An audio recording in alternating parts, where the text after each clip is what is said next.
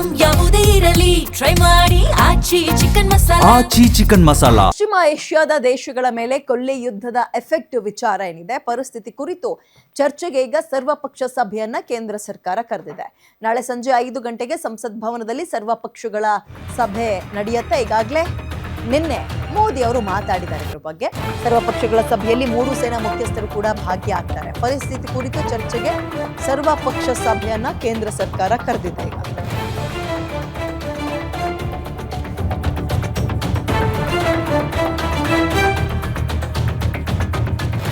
ಯುದ್ಧ ಆರಂಭ ಆದಾಗಿನಿಂದಲೂ ನಮ್ಮಲ್ಲೇ ಒಡಕು ಇತ್ತು. ಇರಾನ್ ಪರವಾಗಿ ಕೆಲವರು, ಇಸ್ರೇಲ್ ಪರವಾಗಿ ಇನ್ನೂ ಹಲವರು ನಾವು ಅವ್ರ ಪರ ಇದ್ದೀವಿ, ಈ ಯುದ್ಧ ಹಾಗೆ ಹೀಗೆ ಅಂತ ವಿಶ್ಲೇಷಣೆಗಳನ್ನು ನಡೆಸ್ತಾ ಇದ್ರು. ನಮ್ಮ ವೈಯಕ್ತಿಕ ಅಭಿಪ್ರಾಯಗಳು ಬೇರೆ, ಆದರೆ ನಮ್ಮ ದೇಶದ ನಿಲುವು ಏನು ಅನ್ನೋದು ಮ್ಯಾಟರ್ ಆಗುತ್ತೆ. ಸೊ ನಿನ್ನೆ ಅದನ್ನು ಇಷ್ಟು ದಿನಗಳಾದ ನಂತರ 2 ಗಂಟೆಗೆ ಮೋದಿ ಅವರು ನಮ್ಮ ದೇಶದ ಸ್ಟ್ಯಾಂಡ್ ಈ ಯುದ್ಧದಲ್ಲಿ ಏನು ಅಂತ ಹೇಳಿದರು. ಆ್ಯಂಡ್ ಮುಂದುವರೆದಂತೆ ಇವತ್ತು ಸರ್ವಪಕ್ಷಗಳ ಸಭೆಯನ್ನು ಕರೆದಿದ್ದಾರೆ. ಇದರಲ್ಲಿ 3 ಸೇನಾ ಮುಖ್ಯಸ್ಥರು ಕೂಡ ಭಾಗಿಯಾಗ್ತಾರಂತೆ.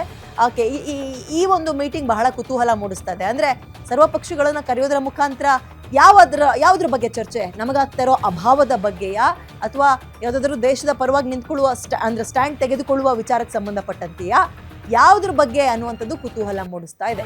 ಸರ್ವಪಕ್ಷಗಳ ಸಭೆಯನ್ನ ಕೇಂದ್ರ ಸರ್ಕಾರ ಕರೆದಿದೆ. ಯಾಕಂದ್ರೆ ತಾನೊಬ್ಬನೇ ಏನೋ ಮಾಡದೆ ಆಮೇಲೆ ಎಡವಟ್ಟು ಅನ್ನುವಂತಹ ಮಾತೆಲ್ಲ ಬಹುಶಃ ಸರಿ ಹೊಂದಲ್ಲ ಅಂತ ಕಾಣುತ್ತೆ. ಈ ಸಂದರ್ಭದಲ್ಲಿ ದೇಶಕ್ಕೂ ಕೂಡ ಇದರ ಪರಿಣಾಮ ಬೀರ್ತಾ ಇರೋದಂತೂ ಹೌದಾ. ಅಲ್ಲಿ ಬೆಂಕಿ ಹೊತ್ತುರಿತಾ ಇದ್ರು, ಅದರ ಶಾಖ ಇಲ್ಲಿಗೆ ತಟ್ತಾ ಇದೆ. ಹಾಗಾಗಿ ಸರ್ವಪಕ್ಷಗಳ ಸಭೆ ಕರೆಯೋದ್ರ ಮುಖಾಂತರ ಅವರ ನಿಲುವು ಏನು ಅನ್ನುವಂಥದ್ದನ್ನು ಕೇಳುವ ಕೆಲಸವನ್ನ ಮಾಡ್ತಾ ಇದ್ದಾರೆ. ಆ್ಯಂಡ್ 3 ಸೇನಾ ಮುಖ್ಯಸ್ಥರು ಕೂಡ ಇದರಲ್ಲಿ ಭಾಗಿಯಾಗ್ತಾರೆ ಅಂತ ಮಾಹಿತಿ.